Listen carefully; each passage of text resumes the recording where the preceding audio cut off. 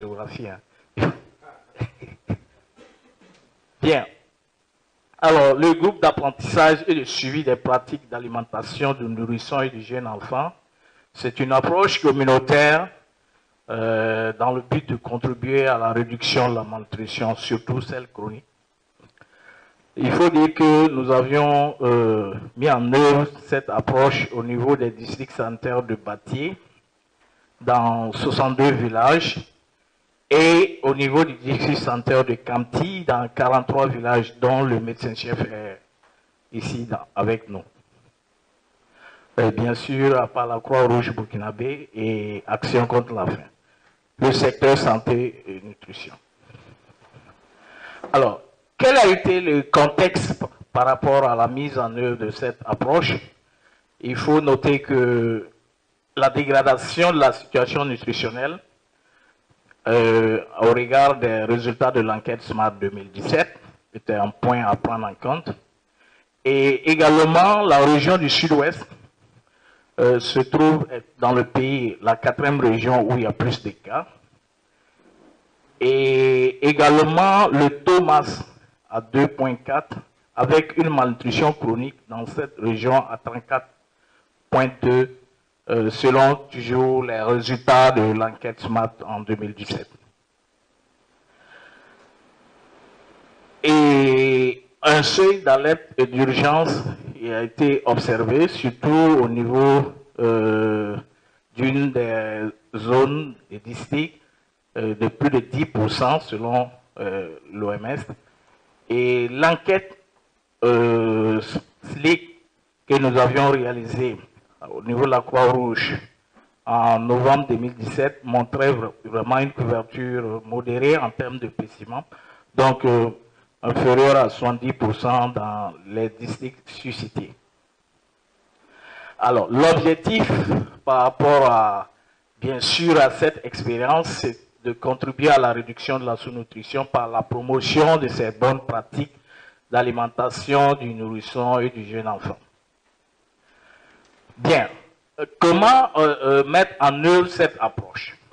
Les principales étapes, alors, nous avions une première étape qui consiste à faire un diagnostic communautaire de base. Et l'objectif de ce diagnostic, c'est d'apprécier les pratiques courantes en matière d'âge avant l'intervention. Donc, ce diagnostic est fait justement au préalable, bien sûr, après les autorisations administratives au niveau des différents villages et l'élaboration des différents outils de collecte et la sélection des formateurs, des enquêteurs communautaires qui sont des acteurs au niveau des différents villages. Comment se fait la collecte des données? Donc, pour le diagnostic, nous partions au niveau de tous les villages et après l'information préalable, ces enquêteurs formés, ils y vont avec les différents outils de collecte, organiser des différents focus. Et ces focus sont organisés à travers les différents groupes sociaux professionnels. Donc, un focus qui va regrouper des femmes enceintes et allaitantes. Un autre focus qui regroupe des praticiens de santé et des pères. Un focus avec des leaders d'opinion, les coutumiers, les religieux, et les AVC, les agents de santé à base communautaire, et un focus qui regroupe uniquement les belles-mères et les grandes-mères, parce que généralement, c'est elles qui agissent un peu dans les prises de décisions pour ce qui concerne les soins pour les petits-enfants, et décident si la mère doit amener l'enfant ou pas. Donc, un focus qui concerne ce groupe pour recueillir justement leurs pratiques par rapport à l'alimentation du nourrisson et du jeune enfant.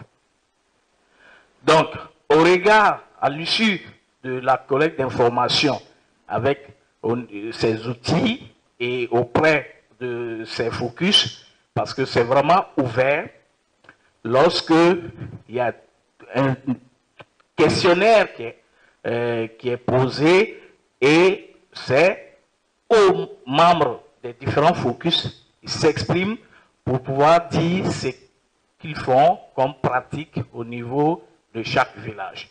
Le recueil est fait justement à travers les outils. Après l'étape de collecte des données, alors il y a le recensement des cibles, puisque dans les différents villages, il faut avoir une idée des femmes enceintes et des femmes allaitantes avec des enfants de 0 à 6 mois et les femmes allaitantes avec des enfants de 6 à 23 mois. Donc, une idée étant connue par rapport à ces cibles, cela va nous permettre justement de faire après la constitution de ces différents groupes. Alors, donc, une fois les résultats de collecte de données au cours des diagnostics disponibles, il y a la préparation des restitutions, puisque des données sont collectées. Donc maintenant, les acteurs, aussi bien du système de santé que les agents collecteurs ainsi que l'équipe projet, procèdent à la restitution des résultats issus des différents focus. Donc ces résultats sont présentés sous forme de papier graphe géant où on essaie de faire la représentation des différentes pratiques par niveau, au niveau de chaque village, sous forme de camembert pour que ça soit plus visible pour dire telle pratique. Si nous prenons l'exemple de la pratique de l'allaitement exclusif au village, avec le focus des femmes allaitantes, voilà les niveaux de pratique par rapport à l'allaitement. Donc la représentation va nous permettre de voir si c'est faible ou si c'est déjà une pratique importante au niveau du village. Donc à travers ces représentations graphiques, chaque pratique est représentée et ça permet justement au niveau des participants à cette assemblée générale de restitution de comprendre l'état, les niveaux des différentes pratiques d'alimentation du nourrisson au niveau du village. Donc, à l'issue de ça, une information par rapport aux cibles disponibles dans le village est donnée. Donc, là, au cours de l'assemblée, on sait dans tel village, il y a tant de femmes enceintes. Il y a tant de mères, des enfants de moins de 6 mois, et il y a tant de mères des enfants de 6 à 23 mois. Alors, à la fin de la restitution, justement, tous du village savent quelles sont les pratiques actuelles qui sont bonnes et quelles sont les pratiques qui ne sont pas bonnes par rapport au niveau d'enregistrement issu du diagnostic. Bien. L'occasion faisant le larron, l'AG est déjà une occasion pour discuter de certains points par anticipation, puisque c'est la communauté qui révèle quelles sont les solutions qu'elles vont pratiquer. Au regard de ce qu'elles ont vu comme résultat, sachant que telle pratique n'est pas bonne, quelle est la solution locale? Comment nous devions faire pour améliorer telle pratique d'alimentation du nourrisson au niveau de notre village? Donc, c'est à l'issue des résultats qu'elle propose comme solution que notre action en tant que projet va venir après. Donc, c'est également l'occasion au cours de cette AG de discuter. Si nous devions faire telle ou telle action, est-ce qu'on aura besoin d'un local pour se retrouver? Puisque si nous constituons un groupe, est-ce qu'on aura besoin d'un local? Est-ce qu'au niveau du village, comment nous allons choisir ceux qui vont, les relais qui vont être, en tout cas les acteurs clés pour catalyser la mise en œuvre des bonnes pratiques que nous allons arrêter après. Donc c'est ainsi que on discute ensemble. Comment nous allons choisir ces relais communautaires et quels sont les critères? Et les critères de sélection des relais sont validés par l'Assemblée. Donc c'est eux qui vont décider pour être relais, il faut être un résident du village, il faut être de tel niveau, il faut avoir ça.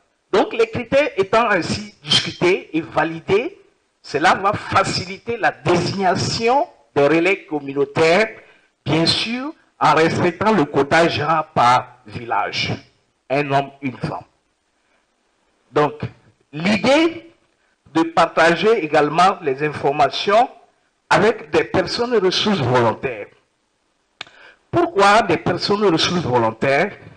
C'est le maillon clé qui va beaucoup intervenir par rapport à ce qu'on a appelé la mobilisation endogène des ingrédients pour assurer justement les activités de démonstration culinaire pendant l'animation de ces GASPA.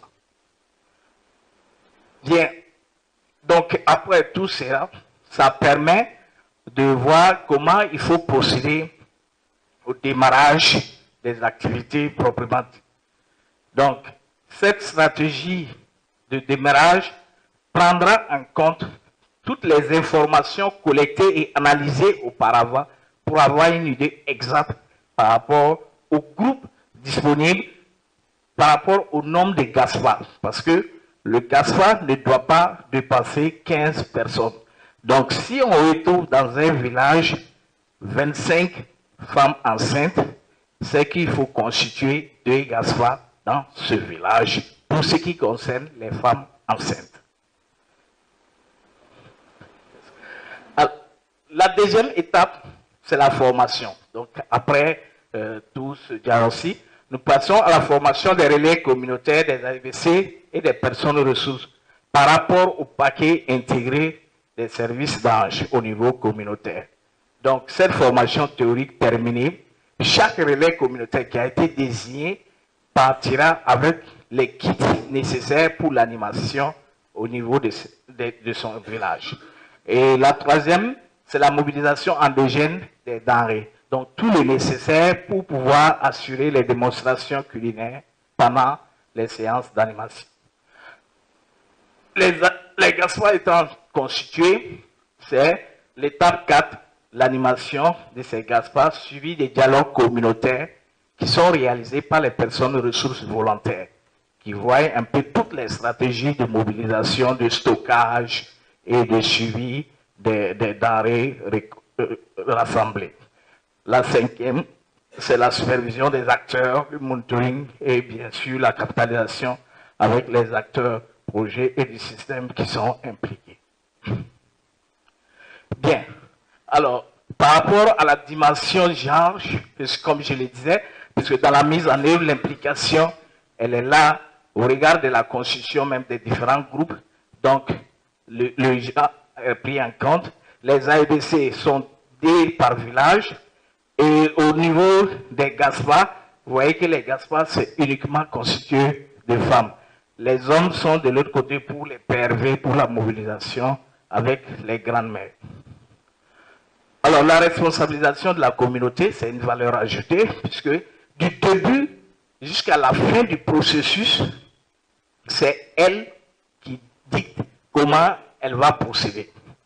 Et l'approche est intégrée parce que à la séance d'animation, il y a le dépistage par le PB qui est appliqué pendant l'animation de chaque séance, chaque mois, et il y a l'abri enrichi dont la démonstration est faite à la fin de l'animation chaque mois. Donc c'est un aspect vraiment de valeur ajoutée ainsi que le ciblage des différents bénéficiaires. Cette expérience elle est capitale par rapport à la lutte contre la malnutrition chronique, surtout vraiment dans les 1000 premiers jours de l'enfant. Donc c'est une initiative utile pour le programme GAC actuellement pour nous. Donc en termes de leçons apprises, c'est l'adhésion des bénéficiaires. C'est un peu une approche facile à pérenniser et les résultats sont partageables à toutes les étapes du processus. Donc la communauté elle-même, elle est sensibilisée et il y a également aussi, on a eu dans toute cette approche une participation des chefs coutumiers pour qui connaît un peu le Burkina, la place de ces chefs dans le processus d'adhésion des communautés à une stratégie. Donc, voilà cette petite lors d'une démonstration. Elle vous remercie par rapport à cette attention. Et la vidéo. Voilà.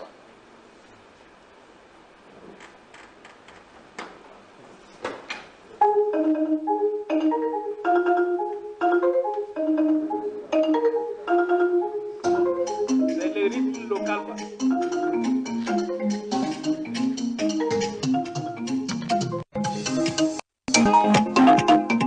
Alors, dans le cadre de la réalisation de marqué minimum d'activité au niveau CSP, nous avons été accompagnés par le projet assistance nutritionnelle dans le sud-ouest de Batier, Camtier et Darno, à travers l'aide bailleur financier qui est GAC. Donc, nous avons bénéficié de plusieurs appuis. Dans la prise en charge de la malnutrition, il y a eu des séances de formation du personnel, de renforcement des compétences du personnel. Nous avons supervisé dans la prise en charge au niveau de la maternité. Nous avons particulièrement eu un appui considérable aussi la position de GASPA. Il y a eu quand même un plan qu'on a suivi. D'abord, il y a eu le diagnostic communautaire. Et après, il y a eu une restitution de ce diagnostic communautaire-là au niveau de chaque village, où les leaders d'opinion sont conviés, et les personnes influentes, avec toute la population, pour les conscientiser sur les bonnes pratiques en matière d'alimentation. Voilà. À l'issue de cette restitution, chaque village a choisi un certain nombre de personnes pour qu'on les forme. D'abord, ils ont choisi les 2 ASBC, ils ont choisi 2 ASBC, un relais communautaire et 2 personnes ressources volontaires, et que nous avons formés sur vraiment le GASPA, que nous avons formé sur le GASPA au niveau de la formation sanitaire ici.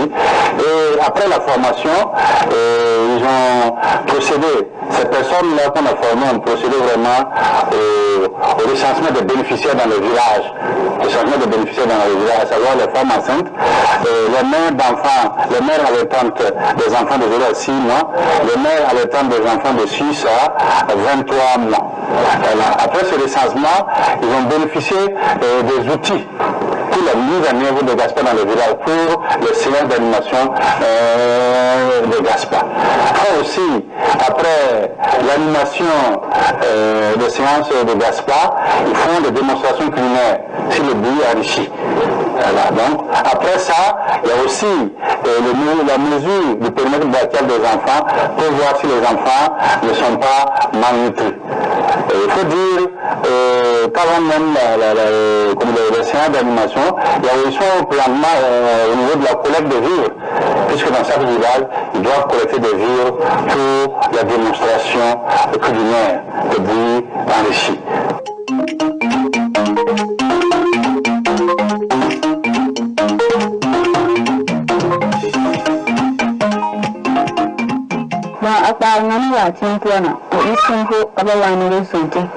Mutum da ya raka da yuna da nata da mu karisti tiyayinta yi shi na fata ba an buwa suna karimtu na lani hune ne dubu da lare a shi aka fi mini ta ci ko shi na fito ko shi na fito da hudan alfuwa kini ya wasu aka fi kayan ne ta fata ne biya ce ko na duka yi shi na fi mini ya gani fi yi ne sai ka bi ja yi wani yi to alban tun yi ka fi ka bi ne ka fi yi da so wa kun abin da shi ya ila ya rabin ko ka fi ga bin da alamin tun tina na ka iya ka fi ko ku ci a wushi la in ka wushi la na ta ba ta ne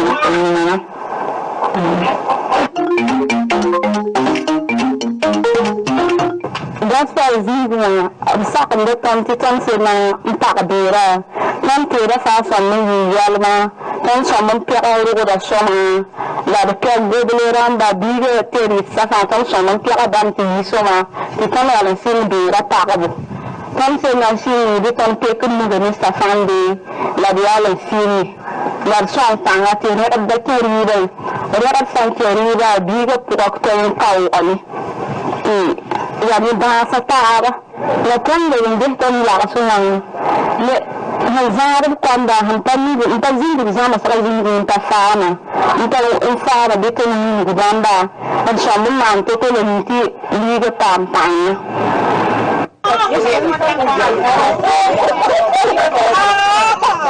Avant le Gaspard, nous avons quand même une prévalence de membres élevés, de munitions modérées, mais avec le Gaspard, nous avons que vraiment la prévalence a diminué.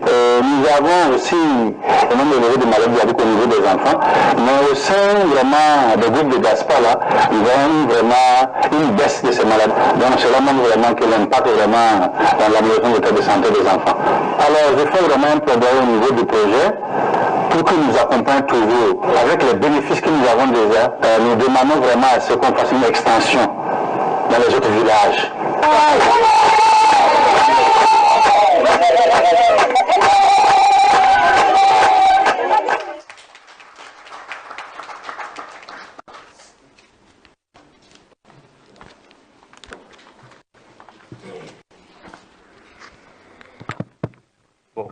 Comme on a fait ce matin, on a la possibilité de la table d'ajouter quelque chose à la présentation. On commence d'ici, oui, jusqu'à là. Bon, merci beaucoup. Donc, en tout cas ce que nous avons pu capitaliser au niveau du Burkina Faso. Alors, on va peut-être prendre des ajouts pour, au niveau de...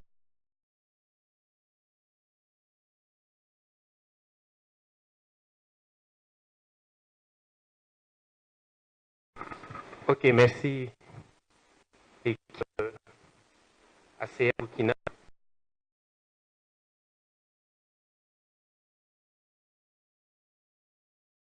Il faut dire que la particularité de notre région, c'est vrai que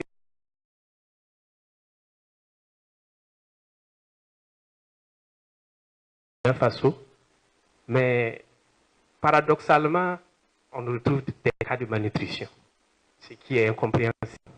Voilà. Et il y avait des interventions des ONG dans la partie nord du pays, là où c'est une région désertique, et là-bas, le taux de malnutrition avait tendance à baisser. Alors qu'au niveau du sud-ouest, où il n'y avait pas d'intervention, le taux de malnutrition était en train de grimper. Donc, je pense qu'avec l'arrivée de l'ACF, depuis 2017, voilà, deuxième semestre de 2018, et avec l'apprentissage, avec la construction des groupes de GASPA, on a senti quand même en tout cas que les choses sont en train de s'améliorer. Il faut dire que les mauvaises pratiques, entre autres, sur nous, c'était la non-pratique de l'allaitement maternel exclusif avant 6 mois. Voilà. Et vous savez que c'est une région où, comme on appelle, que les cultures vivrières sont promues, parce que, étant frontalier à la Côte d'Ivoire, les Bravaliers vont plus vers la Côte d'Ivoire. Donc, les populations qui restent, et ce sont des cultures vivrières qui ne permettaient pas de les couvrir toute l'année en termes de stock. Et en plus de cela, il y a l'orpaillage qui est beaucoup dans la... où les mères d'enfants sont sur les sites avec les enfants. Alors qu'on connaît le site d'orpaillage, le niveau de vie, le manque d'hygiène. Donc tout ça, ça créait des cas de malnutrition grave due à la diarrhée. Et en plus de cela, la bière de mil locale est très promue dans la région. Et les femmes allaitantes qui y vont dans les cabarets avec leurs enfants, le bébé, quand il tient l'enfant, il boit sa bière de mil, l'enfant aussi veut s'agripper à la calebasse, elle ne se gêne pas de lui donner. Donc, le bébé, même avant d'atteindre 1 an, commence à consommer la bière de mil. Donc, tout cela, c'était des ignorances qu'on avait notées au sein de la population et vraiment, ça entraînait vraiment beaucoup de cas de malnutrition. Mais avec la construction des groupes d'apprentissage, on les interrogeait même pour eux-mêmes qu'ils sachent comment, qu'est-ce qu'eux-mêmes ils pratiquent, ils savent que ce n'est pas bien pour leurs enfants. Ça, c'était le premier diagnostic qu'ils ont eu à faire. Et qu'est-ce qu'eux, ils pensent d'abord de ce qu'ils peuvent faire pour améliorer les conditions nutritionnelles de leurs enfants. Et par rapport aux réponses qu'elles donnent, on essaie de corriger et d'apporter certains éléments de réponse qu'ils ne savent pas encore. Voilà. Donc, pour dire que vraiment, en tout cas, nous saluons beaucoup l'arrivée de ce projet. Et comme l'infirmier chef de poste l'a si bien dit, Et nous souhaitons l'extension dans les autres villages et aussi, en tout cas, on est en train de développer des initiatives déjà pour comment voir sa pérennisation d'ici la fin du projet. Je pense qu'ils sont déjà à la fin du projet, ce mois-là. Bon, jusqu'à présent, on ne nous a pas encore dit quelque chose, mais notre plaidoyer, c'est de prolonger un peu parce qu'ils ont juste commencé chez nous il y a à peine 8 mois. Donc, au moment où le projet commençait à prendre, les gens commençaient à adopter les bonnes habitudes. Bon, si on lâche si tôt, ça ne va pas trop nous arranger. Voilà, donc, s'il y a un plaidoyer à faire, comme l'infirmier chef de poste l'a dit, c'est de voir si possible prolonger au moins, même si c'est une année. Là, nous pourrons prendre la relève, nous préparer davantage pour prendre la relève. Sinon, ça sera des pratiques qu'on commence à adopter et si on abandonne si tôt, on risque de retomber à la case départ. Merci.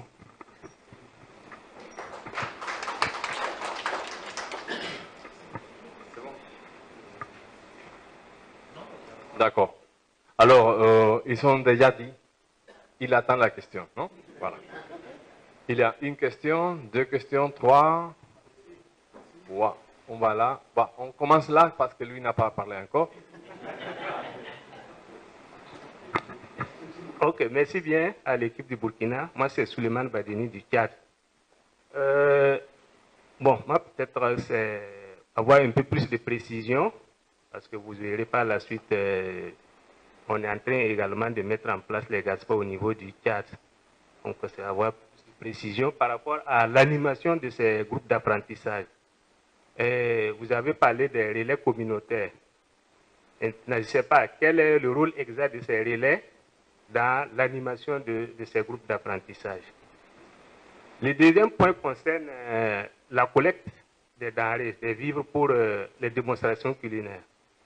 C'est vrai, on est dans cette dynamique, mais peut-être qu'on n'est pas dans le même contexte pour pouvoir en tout cas avoir la disponibilité des denrées si on se réfère aux mères bénéficiaires, aux enfants. Donc, du coup, je ne sais pas quelle est la stratégie qui a été mise en place ou en tout cas, voilà, si vous avez des pistes de solutions pour peut-être nous permettre aussi de pouvoir motiver les mères pour que, parce que chez nous, on a commencé par doter d'abord les GASPA des kits initiaux plutôt, pour pouvoir commencer les démonstrations. Maintenant, dans l'action de pérennisation, il faudrait que les vivres soient en tout cas ravitaillés par les mères pour qu'on puisse continuer dans cette dynamique. Merci.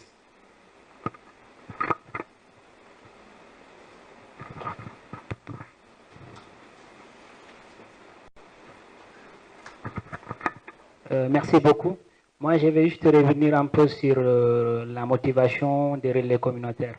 Je voudrais savoir quel est le système de motivation des relais que vous avez mis en place, bien sûr dans l'objectif de pérenniser l'action, pour s'assurer que même après le départ du projet, et que les relais puissent continuer à animer ces GASPA. Merci. Merci. Je pense que si j'ai bien compris votre présentation, on capitalisait le processus de mise en place GASPA.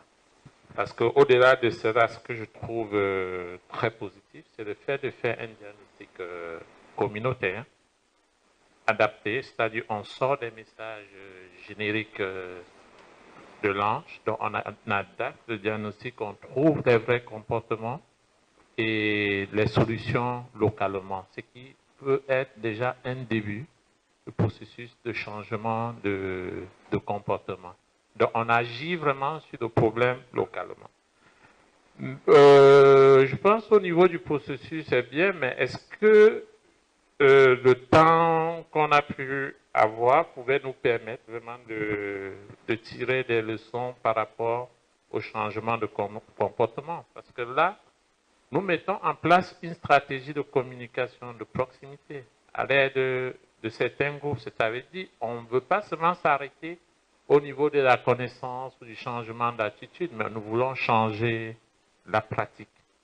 Et changer la pratique, c'est un processus. Il y a des attitudes qu'on peut changer en une fraction de seconde.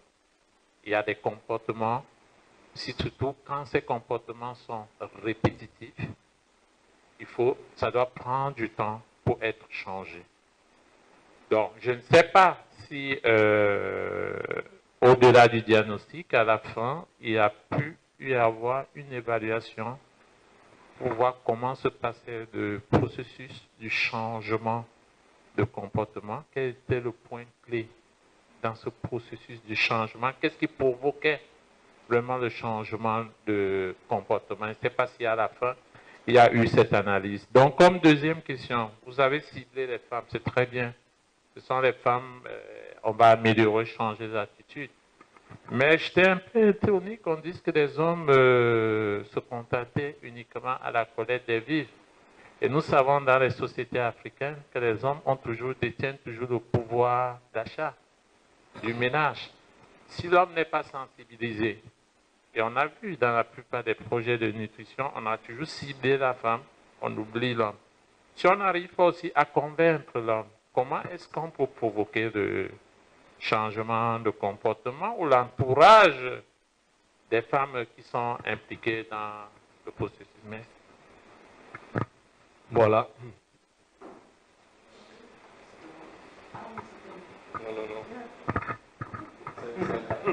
D'accord. Ok, merci. Merci beaucoup. C'est pas la problème. Elle, c'est plus fort que toi.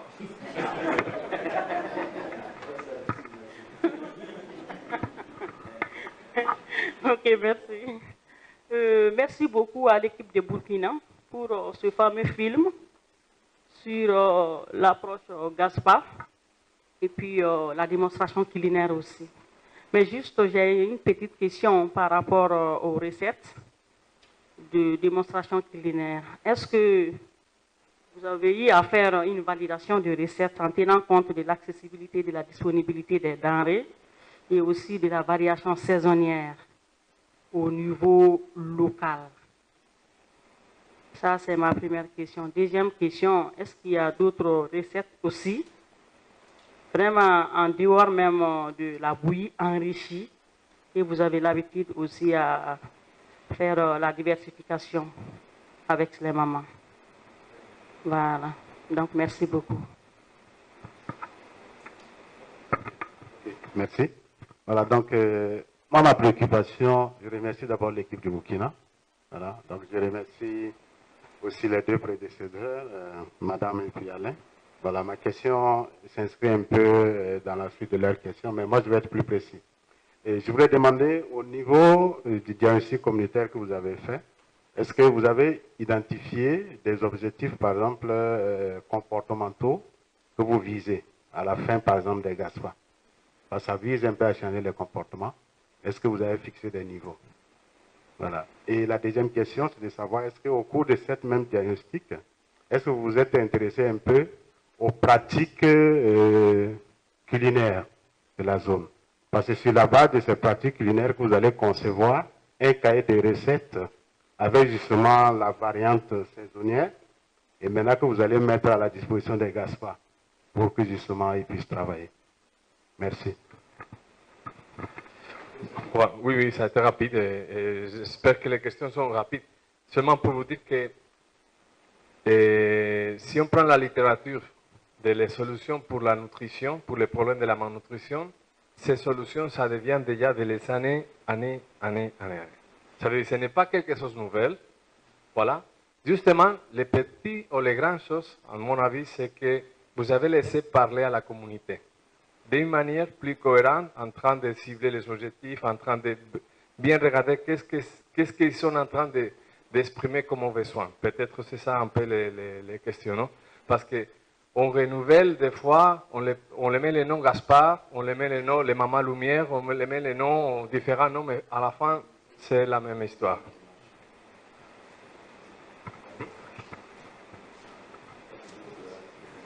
Ok. Bien, merci. Je pense qu'il y a des questions qui ont des réponses regroupées. Hein. Alors, par rapport au RC, leur rôle exact.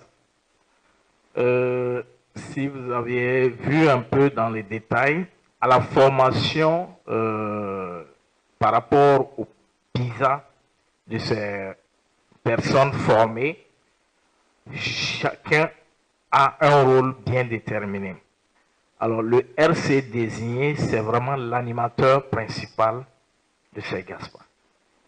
Alors, si vous avez vu dans le film l'image qu'il y avait, c'est lui qui avait la boîte à images et il a eu un thème qu'il développe au cours d'une séance GASPA. Les différents planchers, c'est des boîtes déjà validées. Alors, sa motivation, justement, c'est des questions qui ont été discutées lors des différents diagnostics. Puisque chez nous, au Burkina, pour ce qui concerne l'AIBC, là, on ne revient plus tellement sur la motivation de l'AIBC parce que c'est inscrit. Ils ont une motivation avec l'accompagnement de la Banque mondiale et d'autres partenaires mensuellement, où on fait un virement mensuel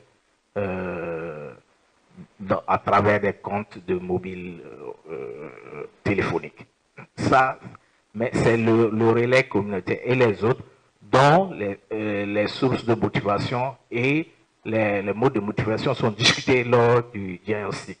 Est-ce qu'on va partir des vivres regroupés pour le motiver? Donc tout ça varie en fait. C'est l'AIBC, là la motivation, elle vient de l'État, là c'est connu. Et d'autres sources de motivation par rapport à ces acteurs, ils sont lors des différentes sessions de formation et de suivi, ils sont motivés. Et nous avions dans le cadre du projet une somme de 1000 francs pour ces RC-là par animation GASPA. Voilà. Alors, la mobilisation des vivres, justement, ce n'est pas le seul rôle qui revient au PRV. Non.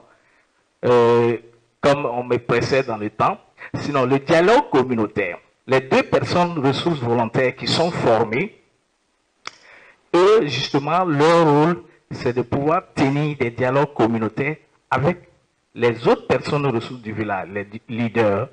Et il y a eu une dernière séance de sortie où nous avions été sur le terrain. Et ce jour, on est allé tomber sur les deux PRV qui s'étaient en train d'animer un dialogue communautaire regroupant les grandes-mères, les chefs coutumiers et religieux sur l'alimentation de la femme enceinte. Ce jour, c'était sur cette planche qu'ils étaient. Donc, leur rôle principal, certes, ils influencent sur la mobilisation des vivres, mais ce n'est pas seulement ça.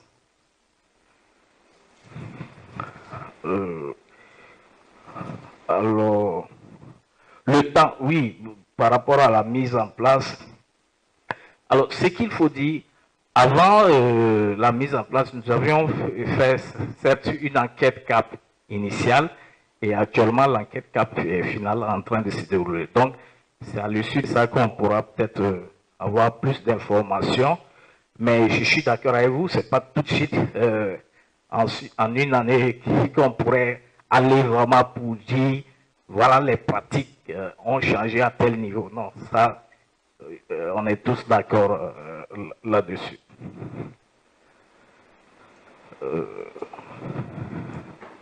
Donc je ne reviens pas sur le rôle des hommes, ce n'est pas uniquement dans la mobilisation. Alors les recettes, là, ce qui, dans les détails, pendant les différents focus, nous avions parmi les outils une fiche d'inventaire des denrées. Et cette fiche fait le récap de la disponibilité des denrées selon les différentes périodes, puisque nous avions de janvier à décembre dans la zone, et ça se coche les enquêteurs communautaires qui font la collecte des données. Dans chaque village, nous avons cette situation synthèse. Ça nous permet de savoir quand est-ce tel type de denrée est disponible et à quel coût.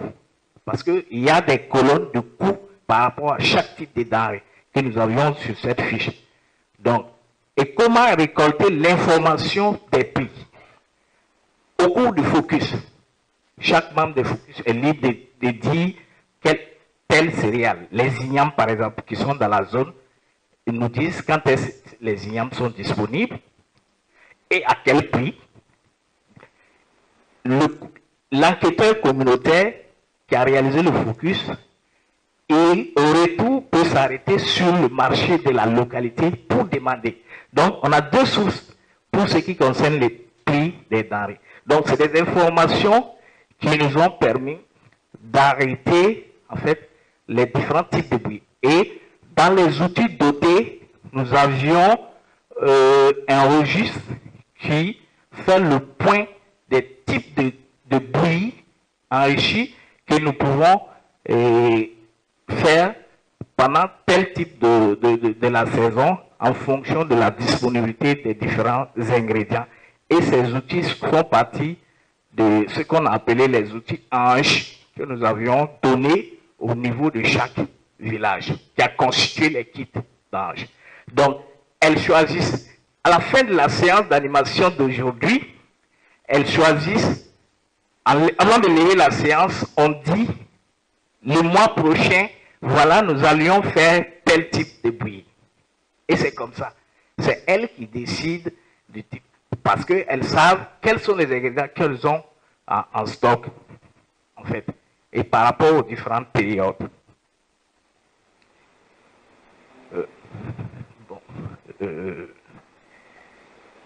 Je sais pas pour si... voilà. Ok, merci Traoré. Ce que je souhaite ajouter, par rapport à la motivation communautaire, comme il a dit, chez nous, on n'a presque pas plus de problèmes par rapport à la motivation des agents communautaires. Quand on prend les ASC, comme il a si bien dit, ils sont payés à 20 000 francs le mois. Et ce paiement est conditionné par le rapport d'activité mensuel qu'ils doivent transmettre à l'infirmier chef de poste. Les ASC font partie intégrante du système de santé chez nous. Je pense que la santé communautaire même est en train d'être promue actuellement au niveau du ministère depuis l'arrivée du ministre passé. En tout cas, sa vision, c'est de développer le système de santé communautaire à travers non seulement les ASC et les organisations à base communautaire. Et les organisations à base communautaire recrutent des animateurs qu'ils payent à leur compte. Bien sûr, eux, ils reçoivent les financements d'autres partenaires, mais ces animateurs, ce qu'on appelle relais communautaire, là, sont payés à leur compte.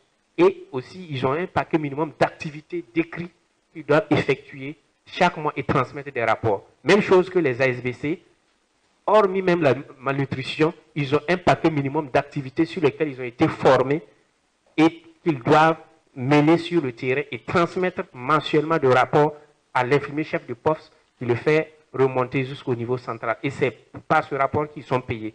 Donc, c'est vrai qu'à un certain moment, le paiement n'était pas régulier, mais quelle que soit la période qu'on les paye, il y a toujours un rappel.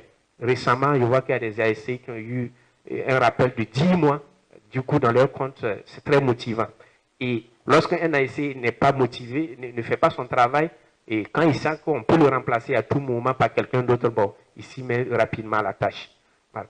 Et concernant le changement de comportement par niveau, il faut dire qu'on a commencé même d'abord par agir au niveau du changement de comportement des agents de santé, dans le dépistage. Si on prend l'exemple, par exemple, le dépistage n'était pas systématique chez les enfants de moins de 5 ans quand ils viennent en consultation. Donc, désormais, nous avons pu, en tout cas, instaurer la prise de mesure du PEB systématiquement à la consultation, comme un patient qui vient, on prend son poids ou bien sa température. Donc, ça devient un geste systématique. Et ça a permis quand même de recruter beaucoup d'enfants qui pouvaient passer inaperçus. Et aussi, au niveau des, comment on appelle, des agents de santé à base communautaire, on les a disposé le périmètre brachial et aussi, ils doivent le mener à tout moment, ils n'ont pas besoin d'être en actif. Vous savez que là-bas, c'est une zone où les gens, le regroupement de personnes se font beaucoup plus lors des funérailles. Donc, lors des funérailles, il y a beaucoup d'attroupements de femmes avec leurs enfants et on demande à ces ASVC là, c'est l'occasion pour vous d'aller prendre les mesures des périmètres brachiales de ces enfants et de les référer aussitôt pour la prise en charge. Et concernant les pratiques similaires culinaires de la zone, ça m'étonne que ce soit un expatrié burkinabé qui me pose la question. Voilà. Voilà. Donc, comme il a si bien dit, nous sommes au Burkina Faso, l'aliment principal, ce sont les céréales, le mil, le maïs et par rapport au groupe d'aliments, on les a montrés pendant la formation. Il y a 4 groupes d'aliments principaux qu'on a essayé de donner aux mères d'enfants et aux ASVC pendant la formation. Et ils doivent faire de telle sorte que dans chaque groupe, dans la constitution de la bouillie enrichie, là, dans chaque groupe d'aliments, il y a au moins un aliment. Voilà. Quand vous prenez par exemple le groupe des aliments énergétiques, les lipides, les glucides. Donc, avec des schémas à l'appui, on les a montré comment ils peuvent constituer ces différents, essayer de faire ces différentes composantes pour aboutir à la bouillie enrichie. Voilà. Donc, c'est ce qu'on a fait. On n'a pas donné des aliments inaccessibles. C'est les aliments locaux comme le mil, le sumbala, parce que là-bas, le néré, qui est le fruit du néré qui permet de produire le sumbala, est très riche en nutriments, comme vous le savez bien. Et il y a l'arachide qui est très bien cultivé là-bas, et le coton aussi, qui permet de produire l'huile. Donc, et on a des barrages où il y a la pêche. Donc, je pense qu'on a suffisamment d'aliments locaux qui permettent, en tout cas, à ces mères-là, de ne pas aller chercher ailleurs. Voilà. Et pour ajouter, l'implication des hommes, bon, la particularité du Sud-Ouest est que ce sont les femmes même qui cultivent plus même que les hommes. Voilà, à travers le jardinage. Les hommes, les femmes là-bas sont plus actifs sur le plan de mobilisation des ressources alimentaires que les hommes. Ça vous paraît paradoxal. Voilà, spécifiquement pour cette région. Voilà, donc je pense que c'est vrai qu'on intègre les hommes, mais le groupe cible là même ce sont les femmes. Voilà, donc je pense que là-dessus, il n'y a pas trop de problème pour ça. Donc, auto-recette en dehors de la bouillie, bon, c'est comment on appelle, c'est surtout pour les mères allaitantes. Comme elles doivent mieux se nourrir, pour les mères allaitantes des enfants de 0 à 6 mois, si elles sont mal nourries, elles n'auront pas suffisamment de lait pour leur bébé. Donc, il y a tout un ensemble d'aliments locaux qu'on a essayé de leur prodiguer pour pouvoir améliorer leur alimentation, pour pouvoir produire du lait de qualité. Donc, je pense que c'est ce que je pouvais ajouter. D'accord, juste pour dire que on est d'accord avec Antonio qui dit que ce n'est pas vraiment une innovation à vrai dire, parce que, comme on le sait tous, il y a eu les phares, les mamans lumière et tout. Voilà. Mais il faut dire qu'en réalité, cette approche même, elle a été adoptée par le ministère de la Santé du Burkina avec ses partenaires, l'UNICEF et tout. Et toute la documentation, toute la méthodologie, il y a toute une documentation voilà, qui a été produite avec l'aide des partenaires. Maintenant, connaissant l'insuffisance des ressources voilà, au niveau de l'État, c'est vrai que l'approche est adoptée, mais sur le terrain, en réalité, rien ne se passe. Voilà, c'est pour ça que, à travers ce projet, voilà, nous, on a pris vraiment l'engagement d'accompagner l'État à mettre en œuvre cette approche. Ça veut dire que la méthodologie, en réalité, ce n'est pas nous qui l'avons conçue, voilà, mais ça a été déjà une méthodologie qui était arrêtée et adoptée même par le ministère de la Santé, avec l'appui bien sûr de l'UNICEF et tout. Voilà, donc c'est pour dire que nous sommes dans un rôle vraiment d'accompagnement et en même temps on réfléchit déjà aux stratégies de durabilité, comment faire pour que après, voilà, si on n'a plus de financement, pour que vraiment les districts qui ont déjà eu cet accompagnement puissent pouvoir continuer ces activités. Donc c'est vraiment dans cette réflexion qu'on est. Voilà, merci. Bon, je pense que tout a été dit et comme également le temps aussi presse. Alors, merci beaucoup à tous les intervenants et qu'on pense que beaucoup, en tout cas, sinon tout le monde a pu apprendre quelque chose de ce que nous avons apporté. Merci. Ok, merci beaucoup. On va continuer et on continue pour une autre approche que ça revient de la communauté. C'est le PV. Le PV, maman, ménage, c'est ça qu'on va résoudre. Parce qu'on connaît si c'est PV ménage, PV maman, PV papa. On va voir. Hein? On va rentrer dans ces discussions. Oui. Avant d'aller à la présentation, on va essayer de se lever un peu, s'il vous plaît. Je pense qu'on a très bien mangé. Il faudra qu'on essaie de digérer. Voilà. On va essayer de faire un petit jeu. de mime. On va essayer de mimer quelque chose, un objet caché. Il y a le groupe Mali-Mauritanie. C'est quel groupe Mali-Cameroun? Le groupe Mali-Cameroun, il y a un objet qui... Ils vont se concentrer entre eux, que personne ne voit l'objet que vous avez. Et ils vont désigner une personne dans ce groupe qui va venir ici et essayer de deviner l'objet qu'ils ont. Après, vous allez essayer de deviner. D'accord? Il faut être vraiment original dans la présentation de l'objet. Vous le cachez très bien. Donc, on vous laisse vous concerter. 10 secondes. Oui? Il faut bien cacher l'objet, hein? Et vous désignez une personne.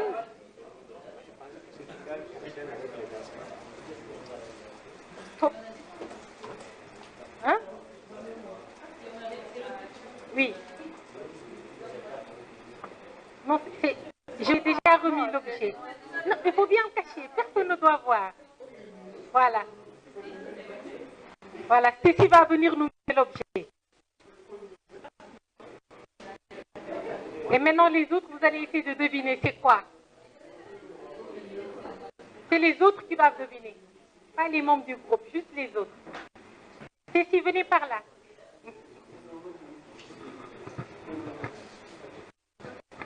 Il faut original. Hein? Oui, il faut pas me montrer. Il faut montrer à personne.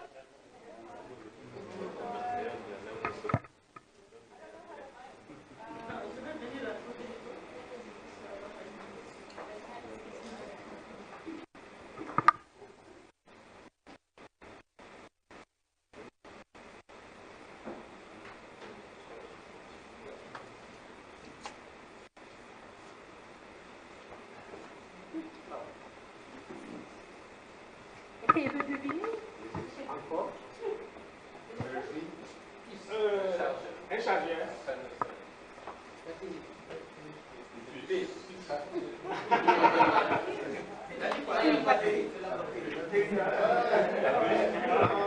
Merci. Maintenant, il y a le groupe Niger-Tchad qui a aussi un objet caché. Ok. Venez par là.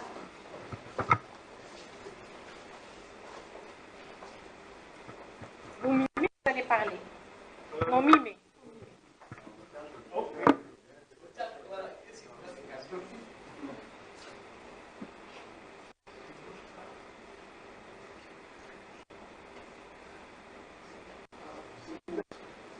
Éventail.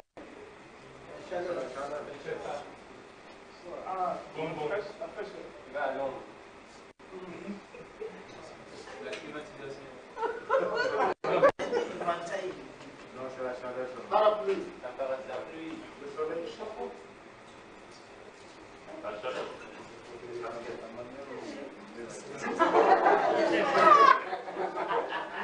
À la fatigue. Non.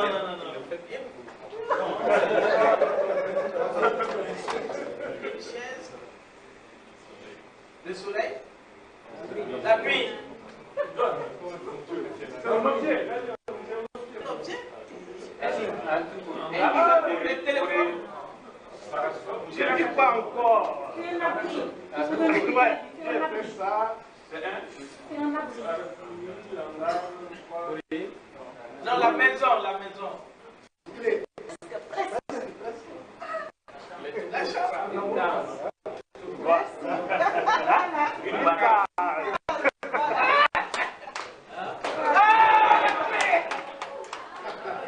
Non, c'est la case. C'est la case. Voilà, merci. Oui,